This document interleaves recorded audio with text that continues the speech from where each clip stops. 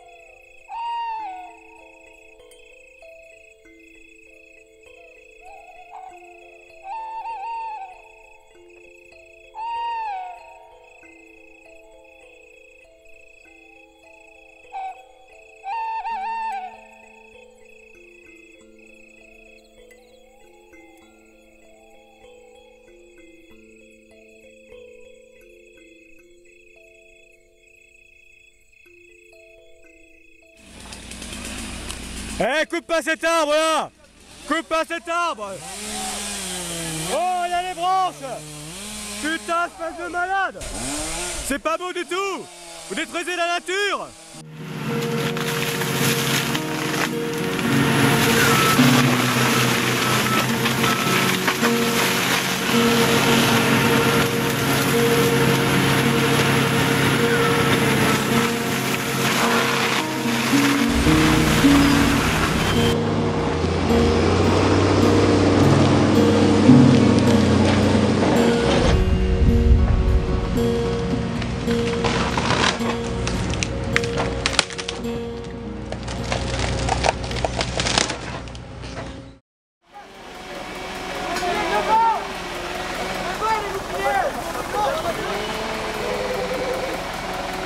Chargez en équipe! Avancez en tortue!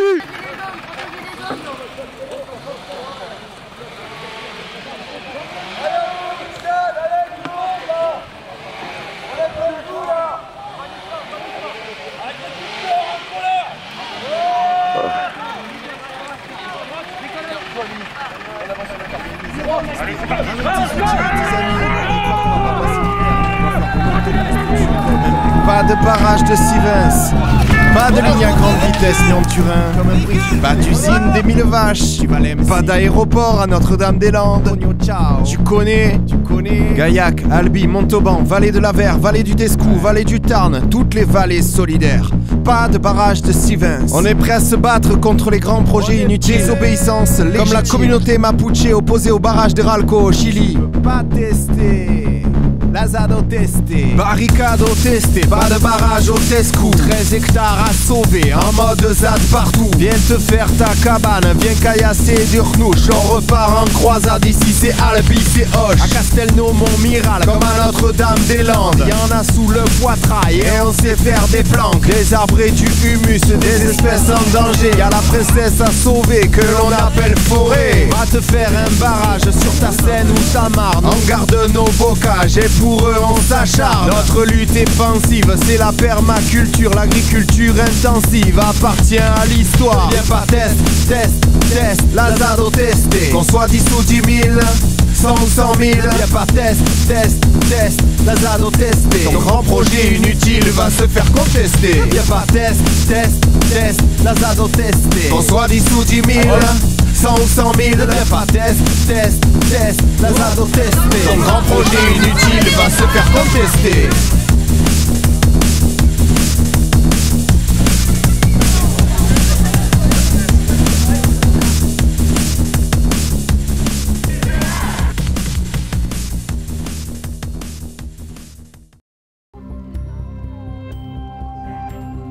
Les zones humides, des espaces de transition entre la terre et l'eau, un réservoir de la biodiversité dont le rôle de régulateur est essentiel, mais un patrimoine en danger.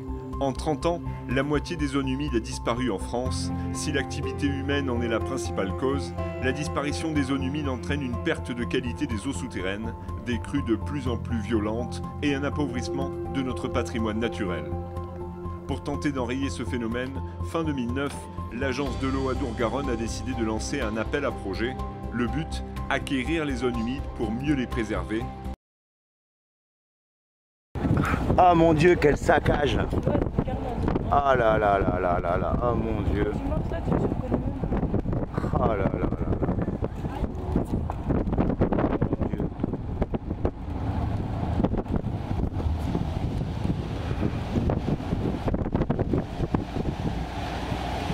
Alors ça bouge parce qu'on est sur un camion, alors du coup ça bouge. Oh là là là là! Ouais, oh là là! Ah mon Dieu. Oh, au secours. Ouais.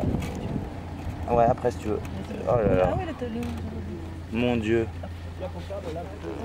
Quel carnage. On s'arrête là, les copains.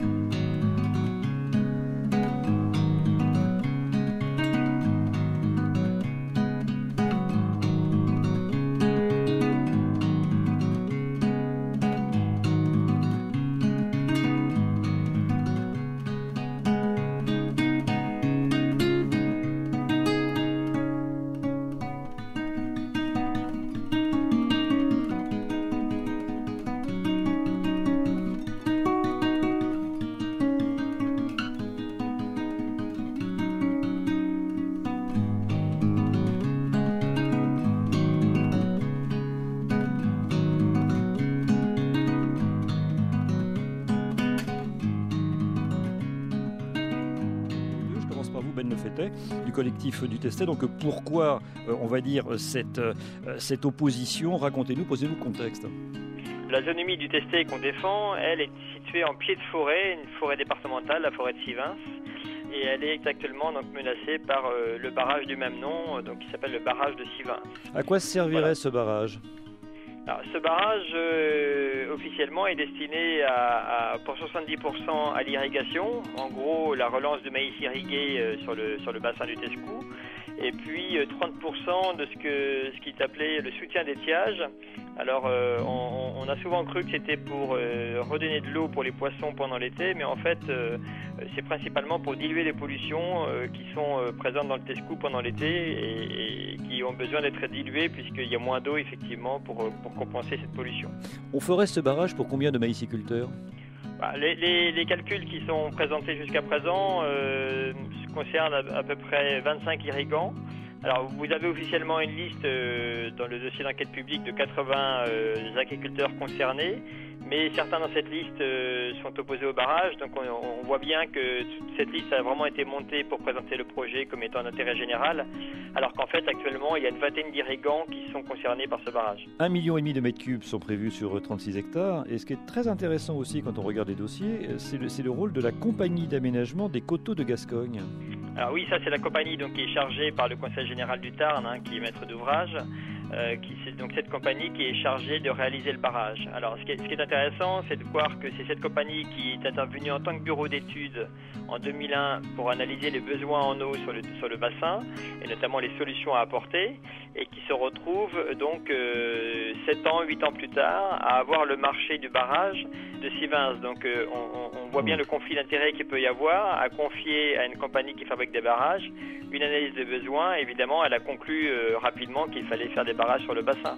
Alors, le projet est estimé aujourd'hui à 7,8 millions d'euros, financé en partie à 50% par l'agence de l'eau Adour-Garonne, 30% par l'Union européenne, 10% par le Conseil général du Tarn, 10% par le Conseil général du Tarn et Garonne.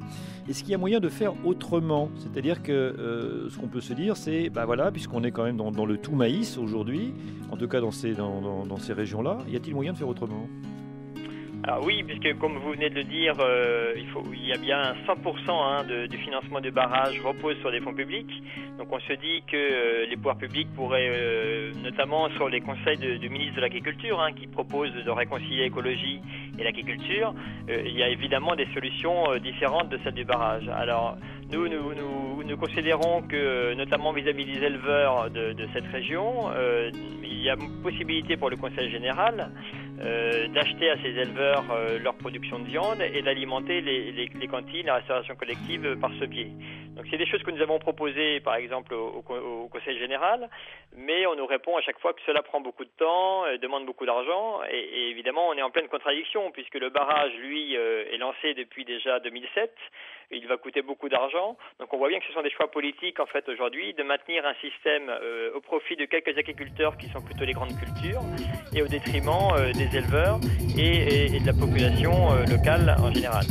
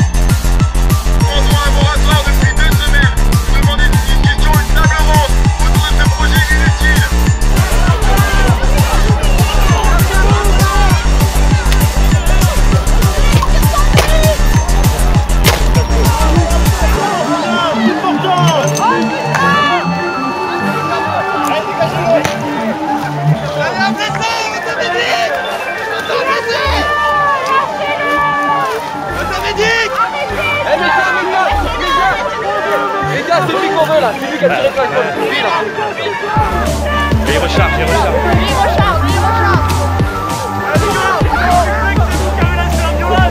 Alors, tir de flashball et coup de ranger dans la tête des gars.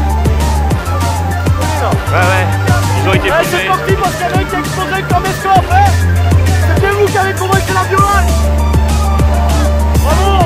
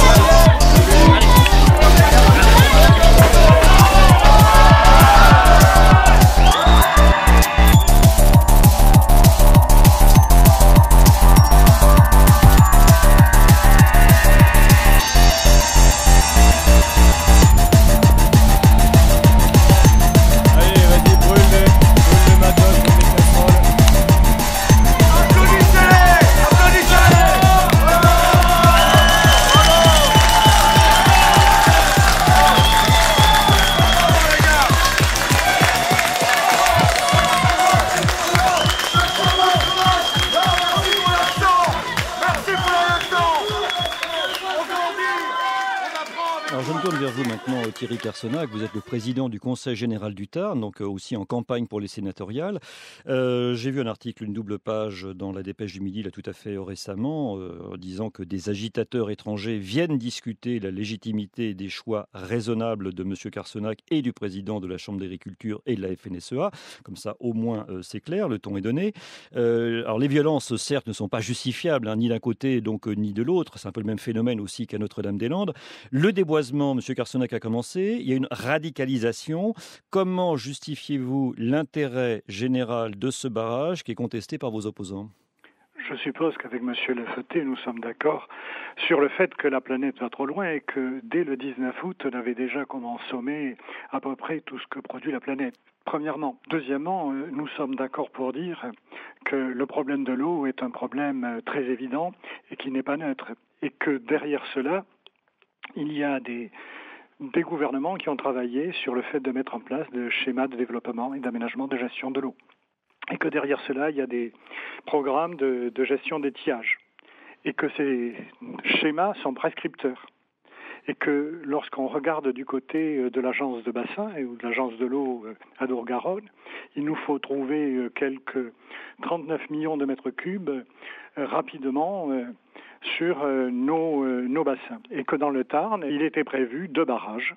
Un sur le Tescounet qui a été fait en 2009 et qui comporte 900 000 mètres cubes et celui sur Sivens qui comporte 1,5 million de mètres cubes. Tout en sachant, M. Carcenac, que vous avez déjà 5 millions de mètres cubes de stockage sur le bassin. Oui, ce que nous savons, c'est que globalement, nous sommes en déficit d'eau.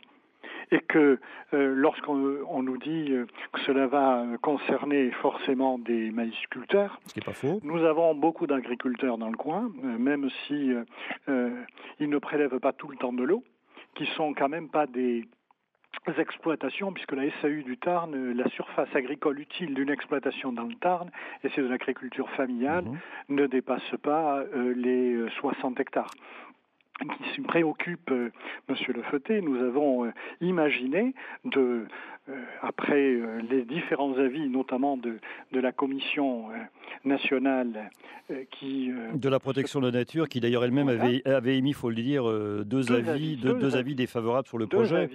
Et là, vous êtes en compensation. Le premier est très négatif. Oui. Le second, représentant des mesures de compensation, plus équilibré, puisqu'il y avait 9 voix contre et 8 voix pour. Ce ne sont que des avis. Petite parenthèse, M. Carcenac, je dis bien petite parenthèse. À l'époque, le ministre de l'Environnement qui n'a pas fait long feu, donc c'était Philippe Martin, que vous connaissez très bien, puisqu'il était président du Conseil général du Gers, qui a un ami qui est vice-président du Conseil général aussi du Gers. Il se trouve que M. Daguzan est aussi le président de la compagnie d'aménagement des coteaux de Gascogne. Point. Monsieur, vous avez dit, la compagnie d'aménagement a étudié les besoins en eau. Néanmoins, elle ne l'a pas fait tout seul. Derrière, c'est prescriptif maintenant. Il y a derrière des élus, il y a des associations. Un schéma prescripteur ne se fait pas comme cela en chambre dans un coin. Certes, c'était en 2003. Et du temps a passé. Et donc c'est le premier barrage qui est en train de se faire dans ces procédures-là. Je rappelle que sur le département du Tarn, nous achetons actuellement de l'eau à EDF et que nous payons actuellement plus d'1 million d'euros pour cela. Donc on peut bien concevoir, comme cela a été dit, que dans le montage du dossier, vous avez une partie qui peut être prélevée et à partir du moment où c'est prélevé, eh bien les agriculteurs seraient amenés à payer alors qu'antérieurement ils prélevaient sans payer et que pour le reste, cela ira au soutien d'étiage et que s'il y a plus d'eau pour le soutien d'étiage, ça ne sera que meilleur pour la qualité de l'eau et de l'environnement et l'amélioration de l'état écologique du ruisseau. Alors Ben Lefeuté, s'il vous plaît, donc aussi réaction de votre part. Écoutez, effectivement, la question qui se pose, c'est des choix politiques, c'est-à-dire aujourd'hui, où est-ce qu'on investit de l'argent public pour bien gérer l'eau, pour bien gérer l'agriculture. Donc, je rappelle quand même que le Conseil général, à travers ce projet, cherche à sécuriser les revenus agricoles et non pas sécuriser l'irrigation en tant que telle. C'est-à-dire qu'effectivement, il est normal que le contribuable aide les agriculteurs à pouvoir vivre de leur métier sur le territoire, bon, bien qu'on ne le fasse pas pour toutes les professions d'ailleurs. La question c'est qu'est-ce qu'on soutient à travers l'argent public, à quel prix? Puisque là, je rappelle quand même que les calculs qui sont faits sur la base d'une vingtaine d'irrigants, et on n'a jamais été démenti de ce point de vue-là, c'est qu'aujourd'hui, l'argent public serait de 200 000 euros par ferme, simplement pour l'investissement dans le barrage. Est-ce qu'il ne serait pas mieux, au lieu de les inciter à relancer du maïs irrigué sur le territoire, ce que le Conseil général est en train de faire, est-ce qu'il ne vaudrait pas mieux faire en sorte que des filières soient mises en place pour fournir les cantines scolaires, notamment les collèges que gère le Conseil général, les lycées que gère la région, les écoles maternelles et les hospices, etc. Alors Thierry Carsenac. Le département du Tarn a lancé des circuits courts. Le soutien du maraîchage sur ces zones a lancé dans les collèges notamment la possibilité d'avoir des cuisiniers qui utilisent que des produits locaux. On a fait des erreurs dans le passé. Je vous rappelle qu'au Conseil général du Tarn, on finançait à l'époque le drainage des zones humides. C'est moi qui, en 2007, ai empêché ce genre de choses. Donc l'environnement, même si je ne suis pas un écologiste pur sucre, je sais ce que c'est. Ce qui m'importe, c'est qu'on calme le jeu, qu'on essaie de réfléchir à la façon dont l'eau peut être utilisée, et que derrière cela, si ce sont peut-être des projets du passé qui permettront de conforter notre bassin en qualité de l'eau et en quantité de l'eau. Qu'est-ce qu'il faudrait aujourd'hui pour que, enfin, j'allais dire débloquer, parce que un peu la situation, là, elle est quand même assez radicalisée. Hein, donc, vous êtes elle est très radicalisée. Et oui, ça c'est sûr. Pourquoi elle est radicalisée? C'est simplement parce que le dialogue est impossible depuis plusieurs années avec le Conseil général et la préfecture. S'il y avait eu effectivement en amont une consultation des associations pour voir ce qu'elles pensaient de ce projet avant l'enquête publique, il y a quelques années, si on avait demandé est-ce que vous pensez aussi que c'est un bon projet pour le territoire, pour résoudre les problèmes d'eau, pour résoudre les problèmes de revenus agricoles, est-ce que vous avez les mêmes constats que nous par rapport aux besoins pour les poissons et pour la rivière? Si on avait fait appel à la Fédération de pêche qui est aujourd'hui opposée au barrage, on aurait aujourd'hui non pas ce projet qui cristallise effectivement des oppositions, mais qui sont des oppositions, encore une fois, y compris d'agriculteurs. Hein. La Confédération paysanne est avec nous, la Fédération de pêche et des milieux aquatiques considère que ce barrage va empirer la qualité de l'eau et non pas l'améliorer, comme le dit M. Carsenac. Donc, si on avait eu tous ces gens autour de la table, on aurait aujourd'hui un projet qui serait différent, qui serait consensuel. On mettrait peut-être un plus petit barrage ailleurs. On mettrait peut-être un petit peu plus de réserve sur une ferme là où il n'y en a pas aujourd'hui. On mettrait sans doute un gros système d'économie d'eau dans toutes les fermes du bassin. Faire en sorte que les pollutions soient moins élevées à la source, hein, parce que nous, on n'accepte pas de faire des barrages pour diluer des pollutions, alors qu'il faut agir à la source pour les réduire, évidemment. Lorsque vous êtes dans une situation où si vous ne réalisez pas quelque chose maintenant, eh bien, plus rien ne se fera. Voilà la problématique. Et c'est pas simplement que sur le Tescou, monsieur. Oui. C'est sur l'ensemble du bassin. C'est beaucoup plus large. Là où il y a un consensus, monsieur Chessou, si vous voulez, c'est que monsieur Carsenac, moi, ce que j'entends, dit, écoutez, tout ça, ça date de 2003. Mais nous, on est d'accord, ça fait 1 an qu'on demande que les études soient faites de manière indépendante, qu'il y ait des nouvelles études. On dit, écoutez, tout ça est beaucoup trop ancien. La SACG, elle considère aujourd'hui que les besoins agricoles, les besoins pour la rivière, essentiellement les pollutions, restent les mêmes que ces premiers calculs de 2001. Et les évolutions du climat aussi, donc, parce que depuis 10 ans, on a beaucoup d'informations supplémentaires. Mais les solutions ont évolué également. Aujourd'hui, on propose aux agriculteurs de faire du couvert végétal pour économiser l'eau. On aurait peut-être pu le gérer différemment, mais l'histoire a donné qu'il y a eu différents moratoires et qu'à partir du moment où ce dossier peut repartir sereinement, et il pourrait repartir sereinement parce qu'il y aura des mesures compensatoires. Et à ce moment-là, monsieur Le Feut, vous voulez me faire des économies. Alors, monsieur Carsenac, l'Europe est prête à financer, vous le savez bien, sur 30% du projet. Voilà. Si vous voulez, monsieur Carsenac, vous dites simplement on passe en force parce qu'on veut conserver ces 2 millions d'euros européens pour ne pas les renvoyer à Bruxelles, et vous ne voulez pas attendre à la fois prendre le temps de ce que vous demandent les scientifiques, c'est-à-dire pour des mesures environnementales qui tiendraient la route, il faudrait beaucoup plus de temps. On en appelle effectivement à Ségolène Royal. C'est elle qui peut décider si elle accepte de sacrifier cette zone humide ou si elle préfère effectivement qu'on attende que la justice se prononce pour dire si les associations ont raison ou si c'est M. Carsenac et la préfecture du Tarn qui ont raison. Alors on va s'arrêter là. Des militants écologistes occupent une forêt du Tarn pour empêcher son déboisement parce qu'on veut implanter, construire un barrage? cette décision-là a été... Alors, construction d'un barrage, énergie hydraulique, Oui. est l'une des plus belles énergies, puisque Oui. c'est une énergie non polluante. C'est la première énergie renouvelable en France. Et donc, les barrages, ce sont des ouvrages très utiles. Maintenant, même chose, il faut réconcilier la protection de l'environnement et l'équipement du pays. On ne peut pas ni renoncer à l'équipement du pays, ni massacrer des zones sensibles. Dans le cas présent, les décisions ont été prises. Donc vous irez au bout de la décision. Ça relève du Conseil général. Oui. Là aussi, il faut respecter les compétences de chacun. Si le Conseil général du Tarn estime qu'il faut attendre la fin des recours pour que tout le monde soit bien au clair sur ce qui est décidé, il est de sa responsabilité peut-être de suspendre jusqu'à ce que les tribunaux se soient prononcés sur un certain nombre de recours. Mais je dois dire que dans ce sujet, il faut avoir le courage de le dire, les décisions ont été prises de façon parfaitement régulière. Et donc, il faut là aussi que le dialogue s'installe entre le Conseil général qui a décidé ce barrage et les associations qui légitimement sont soucieuses de la protection de l'environnement et trouver un juste équilibre entre équipement du pays et protection des espaces naturels remarquables. Ségolène Royal. La lutte, notre lutte à nous paysans sur place, ça a commencé en 1969, ici. Le premier projet de barrage ici, c'était en 1969. C'était un projet barrage touristique. C'était l'aménagement de la forêt de Sivens, puisque le site de Sivens, c'était vraiment un gros projet touristique, ça comprenait 2000 hectares. C'était immense, c'était capitaux privés. Après, c'est ressorti dans les années 80. Alors là, c'était 80-90, c'était le conseil général qui, lui, voulait venir d'aménager touristiquement la forêt de Sivens. Et donc ça, ils n'ont pas pu, puisque sur place, eh bien, tous les agriculteurs qui étaient des gens comme mon père, qui ont maintenant 80 ans, étaient contre, puisque eux, ils avaient leur petite propriété, 20-30 hectares, les mecs ils vivaient très bien comme ça, et ils ne voulaient pas que ça change, mais c'est tout. Donc quand les gars sont arrivés, ils leur ont dit, ça vous passerez pas. Les autres, ils leur ont répondu, on enverra les CRS, ils leur ont dit, envoyez-les, nous on a des vaches. Donc jamais rien n'a bougé. Mais pourquoi? Parce que la population locale était contre. Et maintenant, en 98-2000, quand le projet est ressorti, la population locale, eh bien, il y en avait beaucoup qui étaient morts.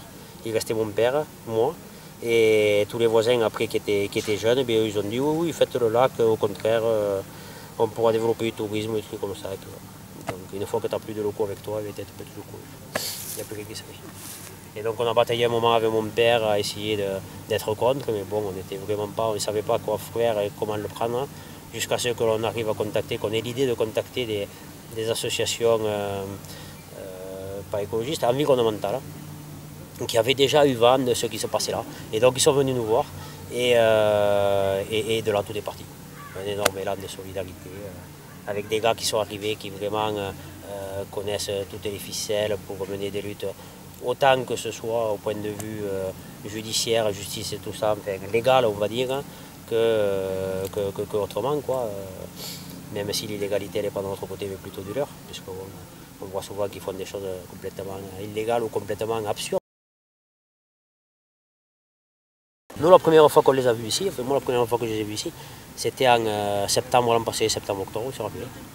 Et donc au début, bon, on les a vus arriver à la métairie neuve, là-bas, on s'est dit, on va aller voir qui c'est. Puis on s'est arrêté pour regarder, quoi, pour voir.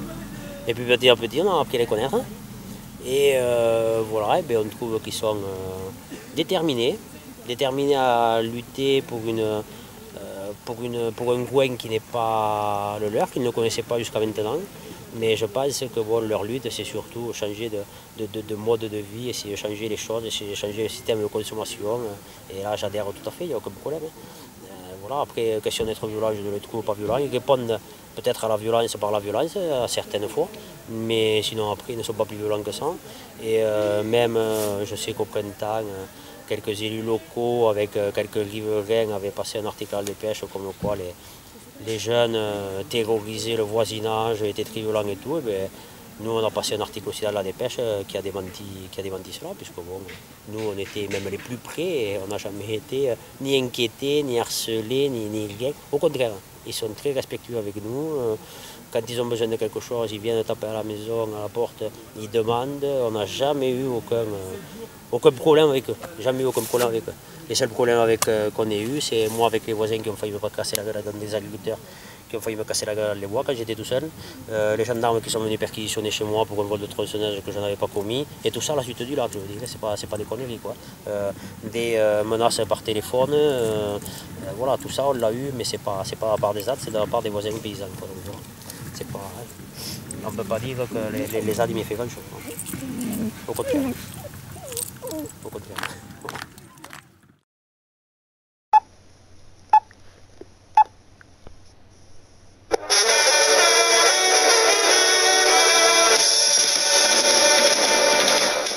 Cette semaine, les deux ZAD, c'est gros ZAD. Banzai!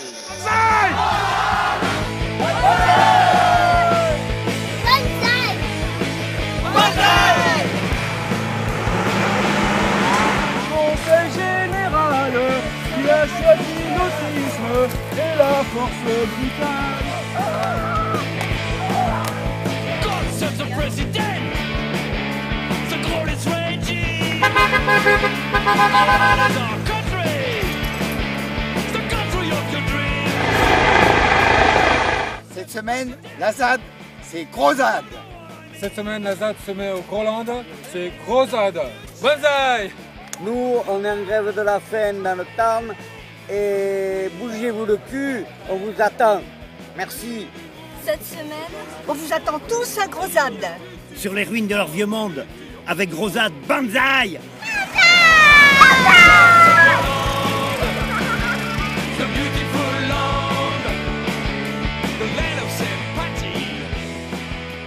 Moi, pape 40 de l'église de la très sainte consommation, fils du capital et du dieu argent, je veux apporter tout mon soutien à mon ami président du Conseil général du Tarn, qui est à mes yeux un homme exemplaire. Au sommet de la hiérarchie départementale, avec ses collaborateurs, depuis son bureau, il résiste à la demande populaire d'un débat public contradictoire au sujet d'un projet auquel il tient absolument, et nous aussi d'ailleurs, la construction d'un barrage sur l'emplacement d'une zone naturelle exagérément protégée. Il s'agit d'un grand projet, certes inutile et nuisible aux yeux de certains, mais tout à fait excitant et fructueux pour qui aime les travaux publics et loue le dieu argent. Le projet d'un barrage superbe qui va retenir plus d'1 million de mètres cubes d'eau monnayable à la place d'une zone humide, morne et sans intérêt, surtout pour moi qui déteste l'humidité, et la campagne sauvage aux antipodes de notre civilisation ultramoderne, enfin débarrassée des désagréments de la nature. Un barrage fructueux, enfin, pour certains, bien sûr. Cette zone était certes protégée, mais abusivement. Car qu'y a-t-il sur cette zone? Sinon quelques dizaines d'espèces animales en voie de disparition, toutes plus moches les unes que les autres. Sinon des marais sans plage, ni yacht, de la boue malodorante, salissante. Qu'y a-t-il sur cette zone sinon des arbres qui seraient bien plus utiles d'habiter en meubles de jardin, autour des seules zones humides qui vaillent la peine, les piscines individuelles dans des lotissements bien propres et des grandes villas méridionales. C'est pourquoi j'en profite pour lancer un appel solennel. Monsieur le préfet du Tarn, Monsieur le Président du Conseil Général, cher Thierry Gentilhomme, cher Thierry Carcenac, mes amis, résistez! Ne vous laissez pas impressionner par ces quelques centaines de gauchistes, de décroissants et autres libertaires. Faites entendre la voix de la raison et du plus fort! Faites siffler nos gardes mobiles et voler les flashballs. Imposez un menu Big Mac avec Maxi Coca aux grévistes de la faim qui viennent vous déranger jusque dans vos fenêtres, sous vos fenêtres là. Car tout de même, vous êtes au pays du foie gras. Alors pour avoir la paix, gavons-les, ne nous gênons pas et nous pourrons enfin continuer nos fructueux projets. Puisque nous avons une quinzaine de fructueux projets de ce type en France dans nos cartons. De bons gros travaux, pas si inutiles que ça. De bons gros travaux avec l'argent public et contre l'avis du public. Partout, faisons entendre la seule et unique devise qui vaille. Travaille, obéis, consomme!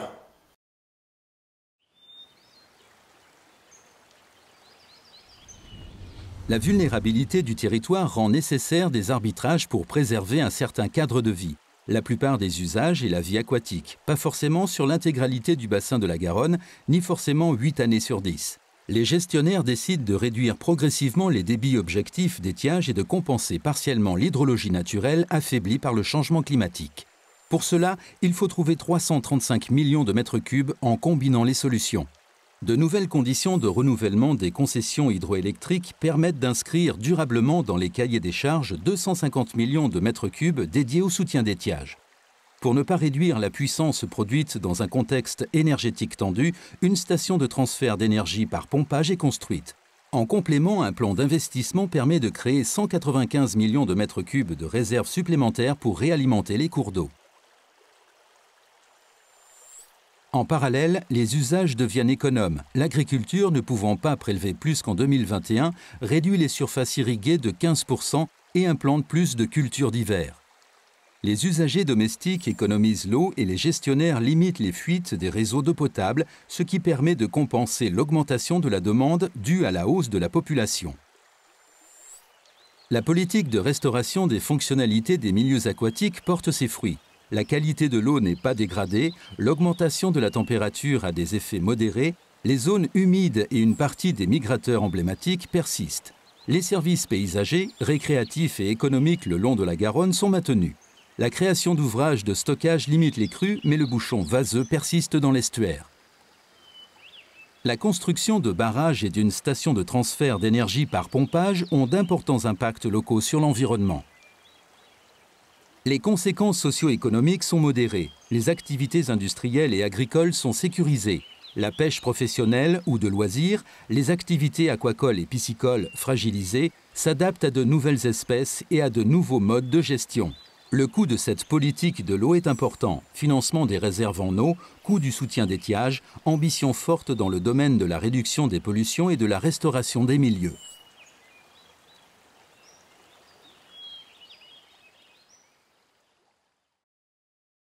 Bonjour Stéphane Le Foll, une question qu'on retiendra quand même sur le barrage de Sivins dans le Tarn, détruire la zone humide pour quelques producteurs de maïs. Est-ce que c'est ça le modèle agricole français, vous demande Christo Mich. Je voudrais qu'on arrête de dire que lorsqu'on fait une retenue pour avoir de l'eau, c'est fait pour faire du maïs.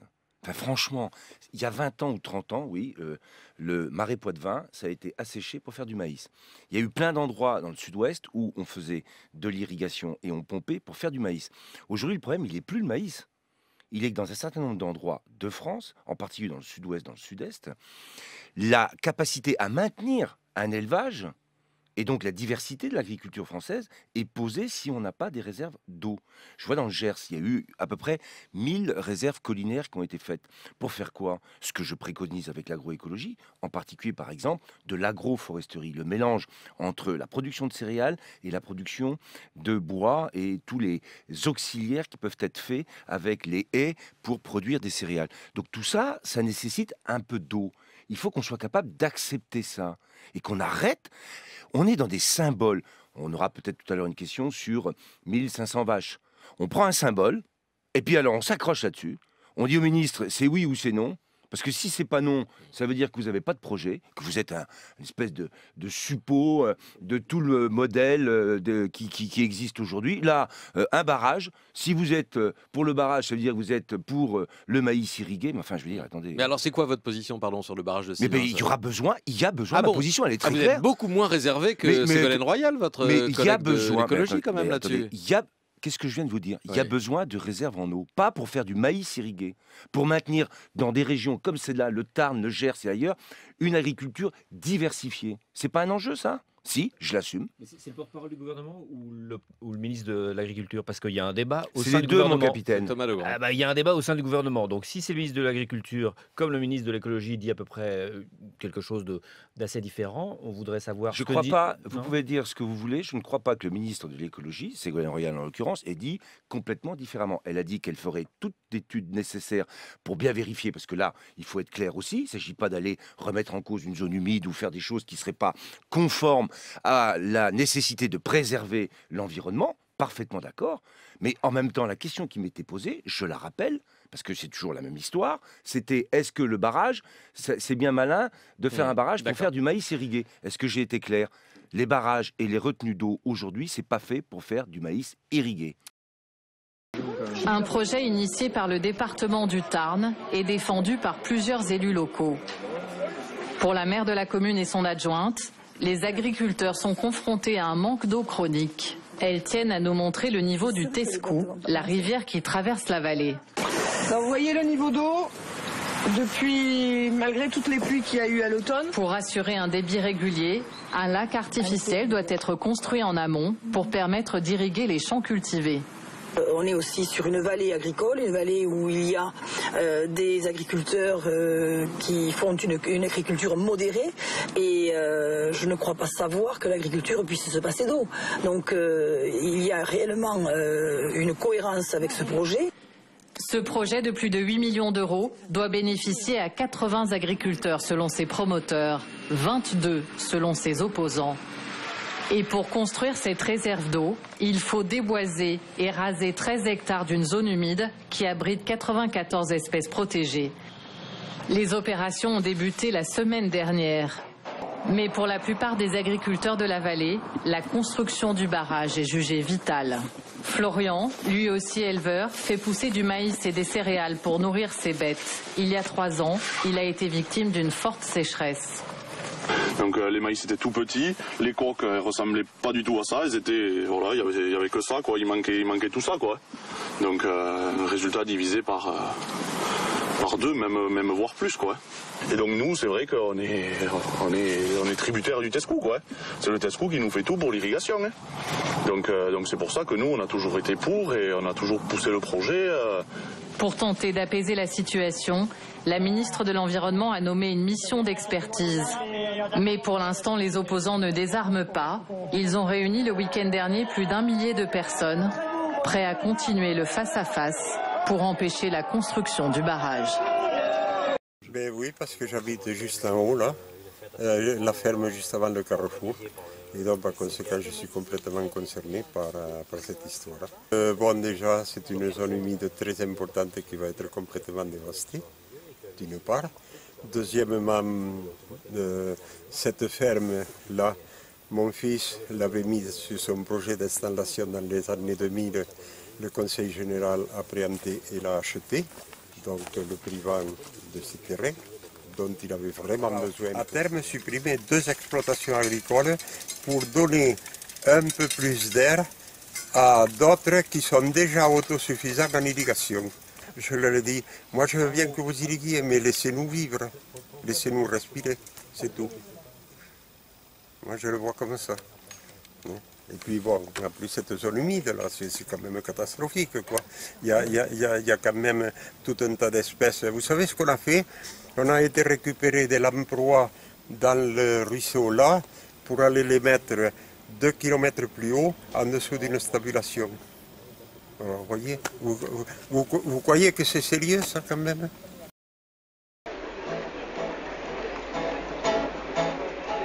Monsieur le Président du Conseil général, qui a choisi l'autisme et la force brutale, quelle différence y a-t-il entre un monarque et toi, quand tu te permets tout sans daigner dire pourquoi? Tu décides tout seul avec tes collabos, tu te crois le plus fort, tu te crois le plus beau, dans ton bureau hautain, sordide et mortifère, où tu condamnes à mort les poumons de la terre, les poumons de la terre.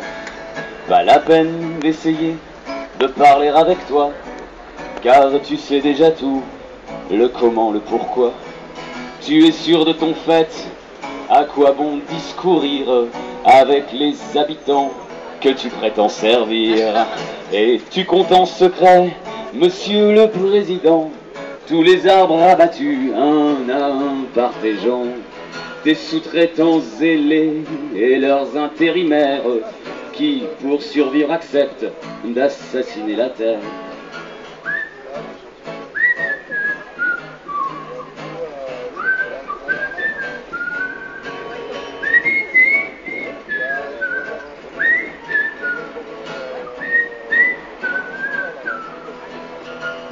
Tu as tout calculé pour gagner des millions de mètres cubes d'eau avec des équations bidons, en oubliant que l'eau, c'est d'abord de la vie qui prend le temps d'aimer en dormant dans son lit. Oui, car c'est bien d'amour dont on te parle en vain, l'amour de la nature, l'amour de son prochain, l'un n'allant pas sans l'autre, ou alors en boitant sous les amputations des casseurs de ton rang. Mais ne va pas râler, monsieur le président, contre les insurgés parmi les occupants. Ce n'est pas eux qui cassent, qui abusent et détruisent, mais bien toi et tous ceux qui font tout à ta guise. Pas un mot, pas un geste, pas la moindre pensée pour les personnes en grève de la faim sous ton nez. Peu semble t'importer leur cri de désespoir. Que vois-tu le matin dans ton sombre miroir? Que dans ton sombre miroir? Alors va-t'en d'ici, monsieur le président, aussi vite que tu peux, aussi loin que le vent, car la colère grandit sur le Tarn des luttes, sur les tirs de flashball et des manières de brutes. Quand bien même cette fois tu parviendrais à vaincre, ça ne t'aiderait pas à briller ou convaincre. Nous n'oublierons jamais ta tyrannie féroce et la raconterons partout jusqu'à nos gosses. Monsieur le président, après ta démission ou ton élection sénatoriale, je sais pas, on boira tous ensemble la soupe de saison, puis on discutera. Si tu veux, viens ici, tu comprendras peut-être le mot démocratie, le mot démocratie, le mot démocratie.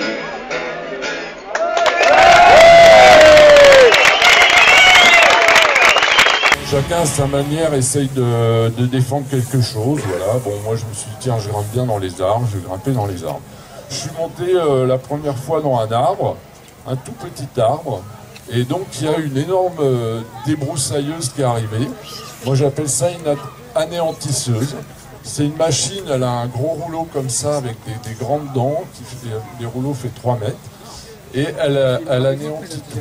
Elle passe des arbres énormes comme ça qui sont recrachés, c'est des copeaux, elle recrache des copeaux. Elle les fait tomber comme ça, déjà, et après elle absorbe l'arbre et elle recrache des copeaux, et voilà, c'est tout. Ensuite elle passe dessus, elle mélange tout ça avec de la terre.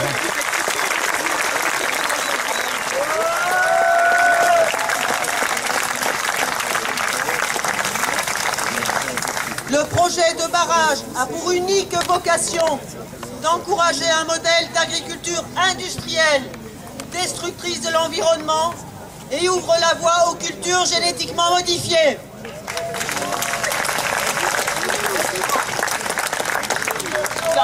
Ouais, vive le bio, ouais.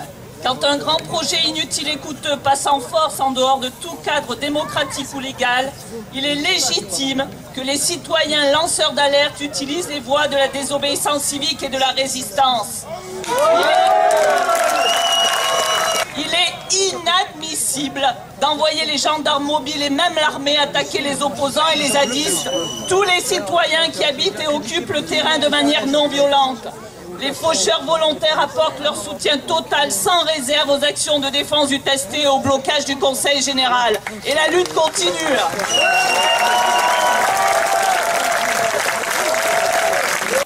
Faut pas qu'il y ait une seule machine qui revienne ici demain matin. Ça serait horrible. Il faut les bloquer. Des gaillacs, dès qu'ils s'en vont, Donc demain, on se réveille à l'aube et on descend. On connaît à peu près leur itinéraire et on va sur la voie publique en vélo, en trottinette, avec les poussettes et en bagnole aussi. Ça, de temps en temps, ça sert à quelque chose, ces engins de mort. Et donc on les bloque et ici, nous, on les accueillera avec détermination. Et il ne faut pas qu'ils arrivent ici. On est archi capable de les empêcher. C'est ça qui va se passer. On va arrêter le barrage, mais il faut sauver les 2-3 hectares ou 5 hectares qui restent encore, quoi. Parce que c'est trop horrible. Il faut sauver un petit îlot de verdure dans la zone humide et on peut le faire demain et après-demain. Et après-demain, la justice nous donne théoriquement raison et l'opinion nous donne raison aussi. Et on va gagner. On aura sauvé aussi un morceau de la forêt humide.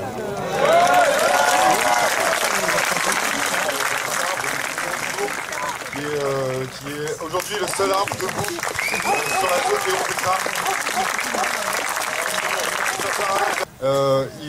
hier matin, l'équipe du GIGN est intervenue à 8h30 pour couper les arbres d'eux-mêmes, de leur propre chef. C'est-à-dire ils sont arrivés en commando, ils ont vu qu'il n'y avait personne vers Gazad, ils sont intervenus, ils ont couru, ils ont coupé les 3 derniers arbres qui restaient pour juste nous dire que ceux-là, ils ne seront pas réoccupés lundi.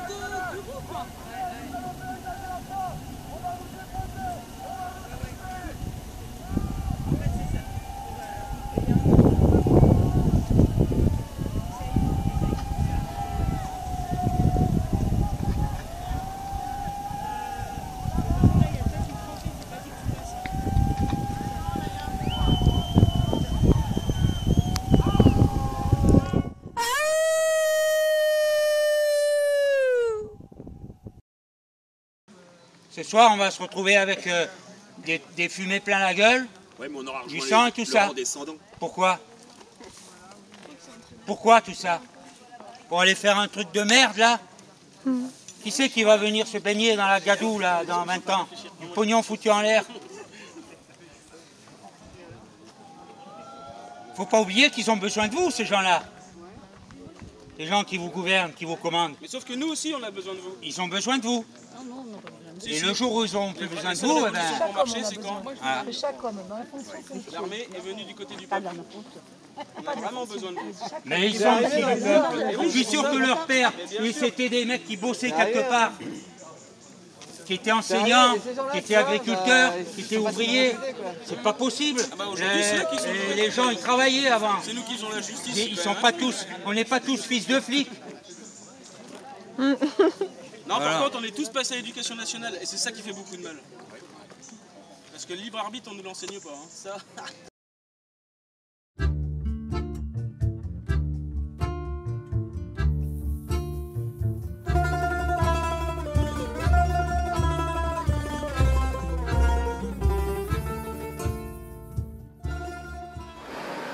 Bonjour à tous.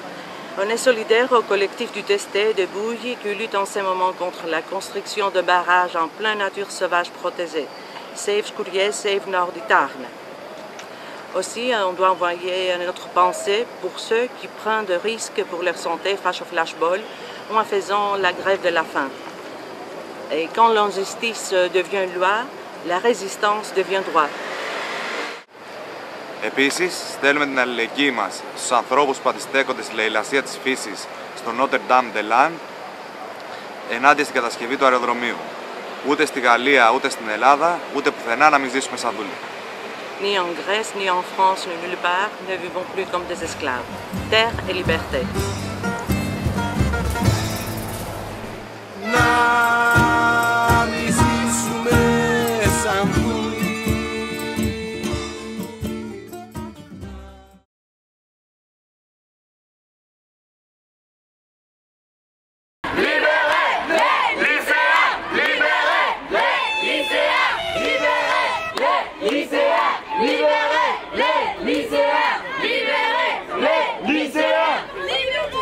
Est-ce que vous savez ce qui s'est passé au lycée Victor Hugo à Gaillac?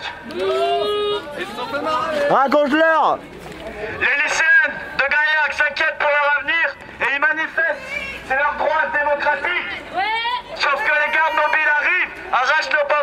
arrache nos banderoles, il frappe les lycéens qui manifestent. Et ça, c'est pas normal.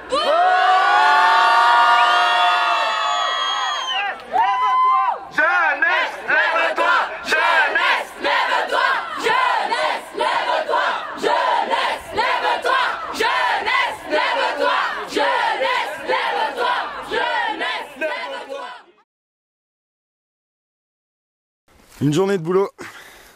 Et voilà le massacre. Là il y a de la forêt. Plus de forêt. Un trou. Des arbres couchés au sol. Voilà. Beau boulot. À quand la grève générale? À quand la grève générale et mondiale? Ce moment où tout vit, tout se lit, tout se dit, tout se pense, tout se danse, tout s'écrit. Cet instant suspendu qui enflamme les rues, qui déchaîne les âmes et les culs. Cette période bleue comme un soleil radieux qui éclaire l'avenir de ces feux. Ces minutes volées au triste sablier des accapareurs de destinée. À quand la grève générale? À quand la grève générale et mondiale? À quand la grève générale? À quand la grève générale et mondiale? Ce moment vérité qui va faire brûler nos certitudes sur un bûcher. Cet instant destructeur explicitant les leurs qui nous faisaient croire au malheur. Cette période jaune comme robe de nonne virevoltant au vent facétieux. Ces minutes en panne, ces heures qui se pavonnent, ces semaines à se prendre pour Dieu. À quand la grève générale?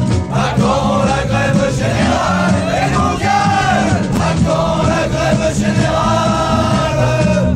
À quand la grève générale et mondiale?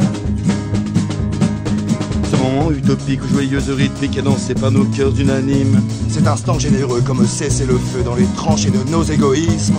Cette période mauve comme geste qui sauve dans la noirceur apocalyptique. Cette heureuse étrangère, ces journées d'une autre ère qui se rit de la course atomique. À quand la grève générale? À quand la grève générale et mondiale? À quand la grève générale? À quand la grève générale et mondiale? Alors Marc, je m'arrête sur vous parce que vous avez un panneau devant vous. Donc vous êtes gréviste de la faim. Ça fait combien de temps que vous êtes en grève là? Pour moi, c'est le 8e jour parce que j'avais fait une préparation, étant donné que je suis membre fondateur du collectif du Testé.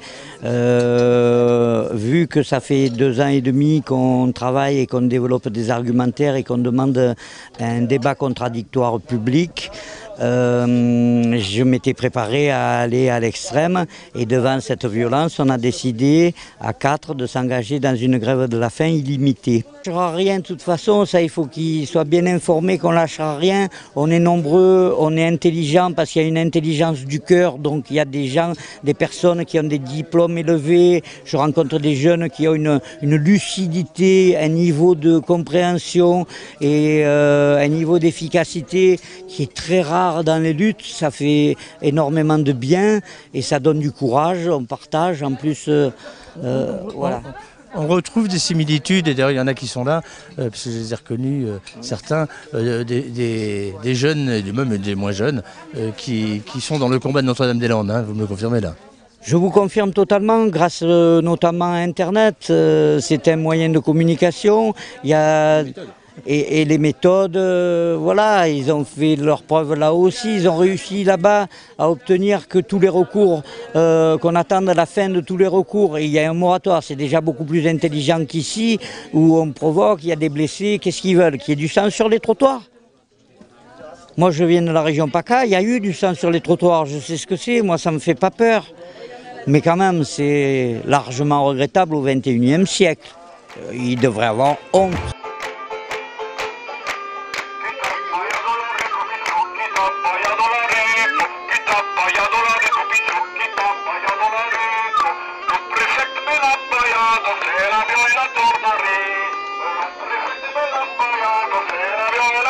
Hey!